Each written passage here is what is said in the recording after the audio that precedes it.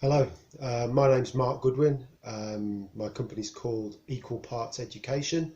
I set this company up 18 months ago after 20 years as a teacher and school leader.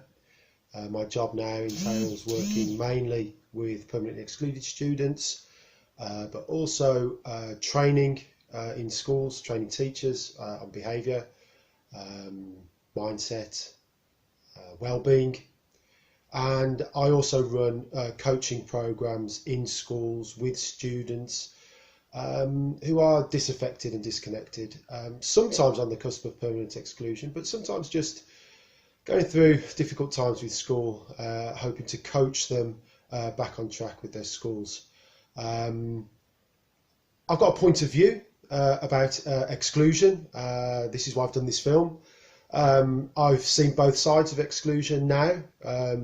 I've been a deputy head in a secondary school and sat in those permanent exclusion meetings, sat and seen the impact, having thought long and hard and worked long and hard with a student to keep them in school. So I've seen it from the school's point of view. I've now seen it up close from the family and the student's point of view. I do have a view on exclusion, and my belief is that schools should hold on to students for as long as possible. Absolutely, as long as possible. There are so many things that can be done with the young people, even the most disaffected, disconnected and disruptive students can still be brought back to school and to working with school. And my belief is that that's the best place for it to happen, at school, and working with the student and with the family. However, and not diving too deeply into that debate, that hot exclusion debate, my point of view is about working with permanently excluded students. I would like to recount my experience of working with permanently excluded students, and perhaps describing the methods that I use will help teachers, and all teachers have difficult students, all teachers have disaffected students to a greater or lesser extent in their classrooms, in their schools, if you're on duty as a classroom teacher, if you're a senior leader.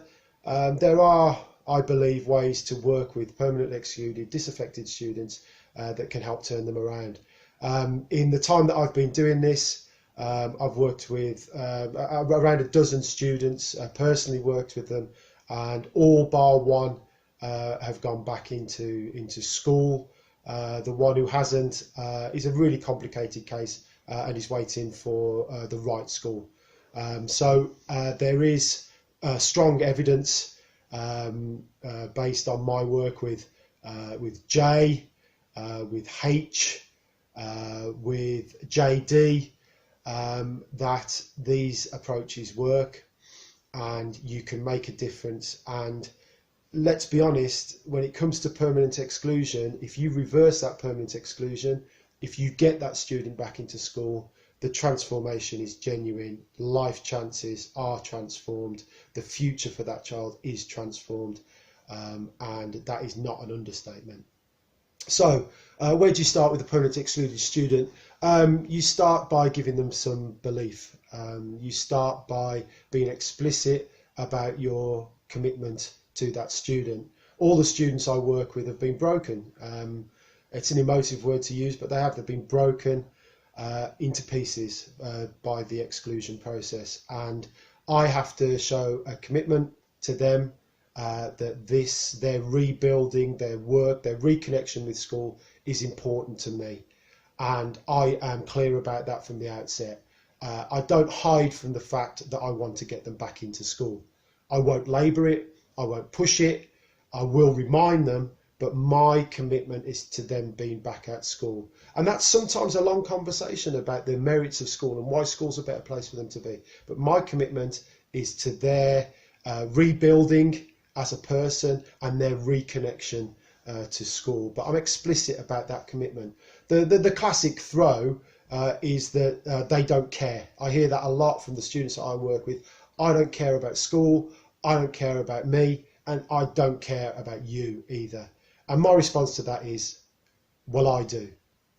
And you have to look them in the eye and say that. And that might be the last thing that you say that day, because the session's over, because of non-cooperation, because of their attitude, because of their work.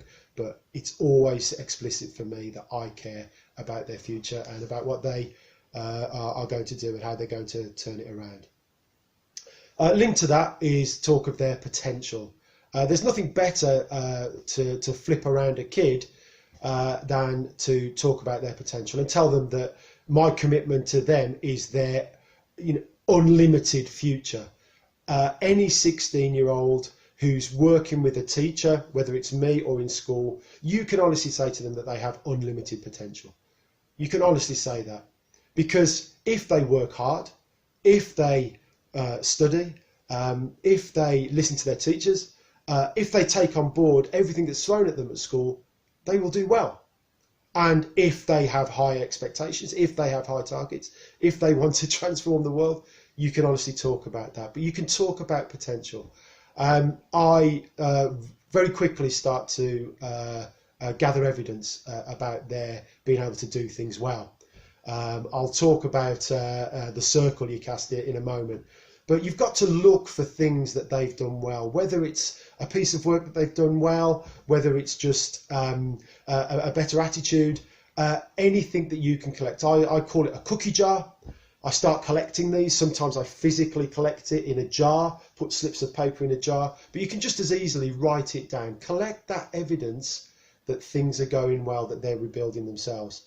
And that potential conversation becomes even more powerful. Whatever has happened at school, whatever has happened in their life, they have done some things right. And you can refer back to that. Refer back to the lesson that went well, even though clearly several didn't. Go back to those lessons where they had a good relationship with the teacher. Well, what did you do then? How did that work? What did you say to the teacher? Go back. I call that the miracle question. You've done it once. You can do it again, can't you? We all know the research about the Pygmalion effect, about our beliefs can be transferred to the beliefs of other people. You wish it to be true. You make it true in the attitude that we have. And I'm a big believer in that. I talk about them about being wonderful people, fantastic young people, really interesting young man, really kind, really considerate, really thoughtful. I may only have seen little glimmers of these attitudes, but you're talking about it, you're trying to find it, and the more that you do that, the more likely it is to become the truth. Fake it till you make it, if you like. But it's so essential when you're trying to rebuild a kid.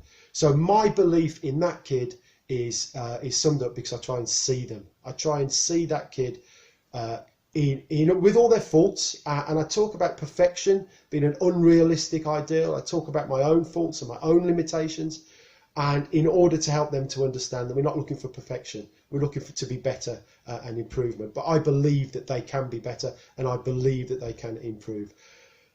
Getting that across to the kid is really important, getting them to see them. The kids I've worked with, those first few sessions, the first time that I meet them, they're broken kids, they're sad kids, they're unhappy kids. And it's about somebody, an adult, me, a teacher, a professional who actually believes in them. And I'm sure that they've had those in the past, don't get me wrong. Unfortunately, in the recent past, their experience of teachers, school, professionals is less positive. So after believe, I bend it. I bend it. In my approach with the students, I throw a very wide circle, and I'm prepared to bend that circle at any point to catch them being good, to whether it's in terms of learning or in terms of their work rate. Part of that is just, I adopt an attitude of, I'm looking for all right. I'm looking for okay. I'm not, I'd love to, aim for the stars, and I'd love to aim for the top. And inside I am doing that, but for the kid, I just want to catch him being all right. So I throw a wide circle around their learning and around their behaviour, and catch them being good, and celebrate when they do. That's when I get the trumpet out and I really do celebrate when things are going well. I tell the parents. I have that chance because I'm working with them often in their own home, so I can go and say to the parent, hey, do you know what Jay did today? Do you know what JD did today? Do you know what H did today? And it might only be complete a piece of work. It might only be put pen to paper. It might be something more insignificant than that. But celebrate, keep that circle wide, and celebrate when it does happen. In terms of their learning, throw a wide circle in terms of the curriculum. I mean, this is linked to really seeing the kid. What are they interested in? No kid I've ever met, and Jay pushed it hard in saying that they are not interested in anything, literally not interested in anything. But most kids will be interested in something. Motorbikes, rugby.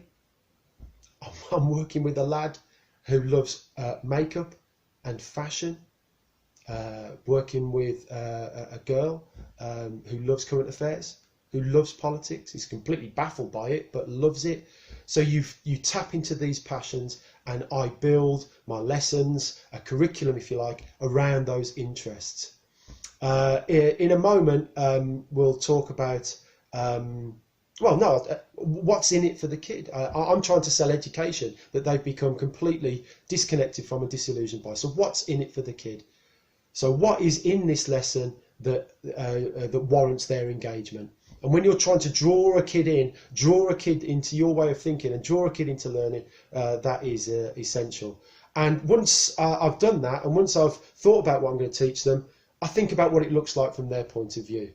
What's the literacy that I'm expecting? What's the writing that I'm expecting? What's the concentration span I'm expecting? And how long am I going to be talking for? So what's in it for them? But then when the lesson is planned, think about the work that I'm going to do. What does it look like from their point of view?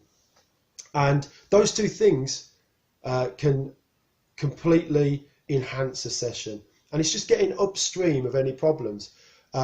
These kids who have been permanently excluded are masters at work avoidance. They're masters, and they will find any little glitch in my lesson in order to sabotage it. I have to acknowledge that and work against it and set the lesson up as much as possible for it to work.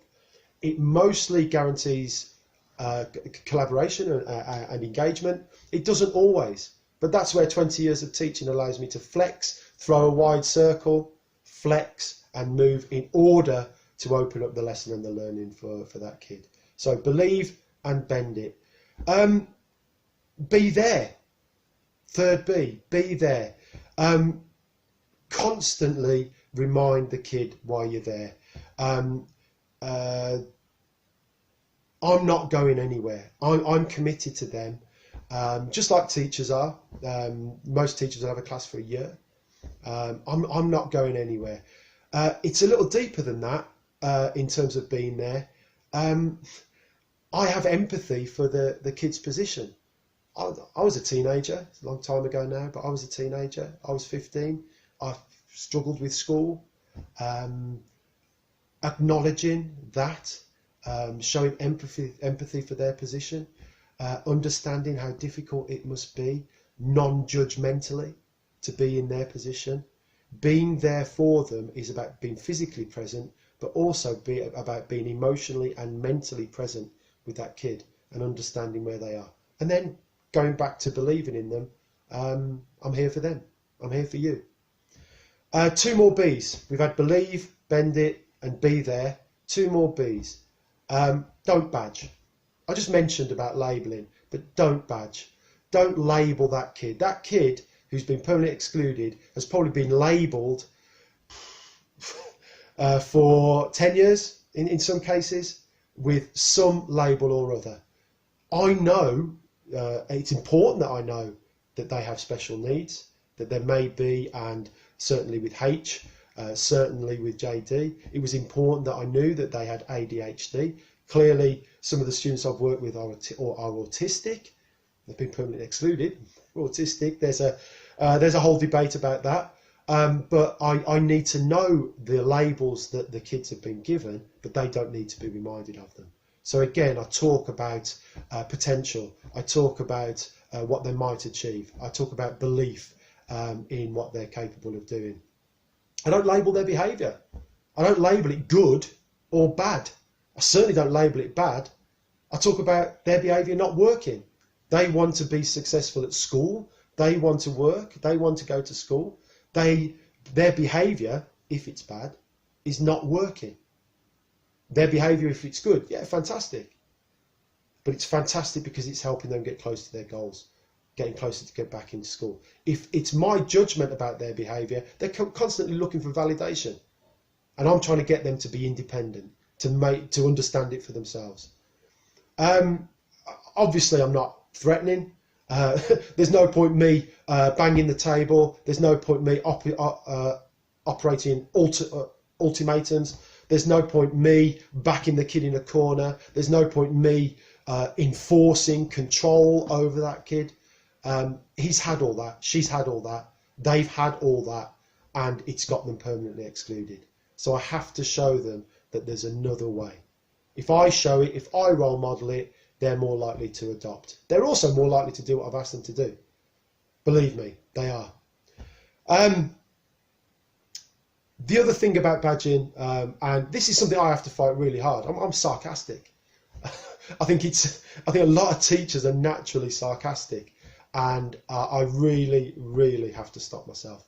There's no place for sarcasm, and no matter how tempting it is, and kids that are finding things difficult, they do random things and they do bizarre things and they do unhelpful things. But I keep sarcasm.